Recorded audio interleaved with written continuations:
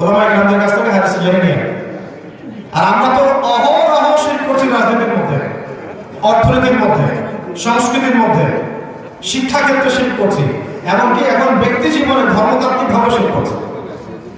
বহু মুসলমান লা ইলাহা ইল্লাল্লাহ মুহাম্মাদুর রাসূলুল্লাহ এই কালিমা সাক্ষ্য দেওয়ার পরেও শিরক করছে। বহু মুসলমান মুখে কালিমা পড়ছে, এইদিকে কবর সিজদা করছে, মাজার সিজদা করছে, আল্লাহ ছাড়া অন্যের কাছে দোয়া করছে, আল্লাহ ছাড়া অন্য কাউকে সিজদা করছে, আল্লাহ ছাড়া অন্য কারো সন্তুষ্টির জন্য নজর মানত করছে, কুরবানি করছে, আল্লাহ পাকের হালালকে হারাম করে নিচ্ছে, আল্লাহর হারামকে হালাল করে নিচ্ছে, আরো যে কমিটি করছে। শিক্ষাক্ষেত্রে আল্লাহর দেয়া সরাসরি হারাম বিধানগুলোকে নিজের উপরে ফরজিয়াত চাপিয়ে দিচ্ছে। অর্থনৈতিক ক্ষেত্রে আল্লাহর দেয়া হারাম বিধানকে বৃদ্ধাঙ্গুলি দেখিয়ে তার মন করা বিধান চালু করছে।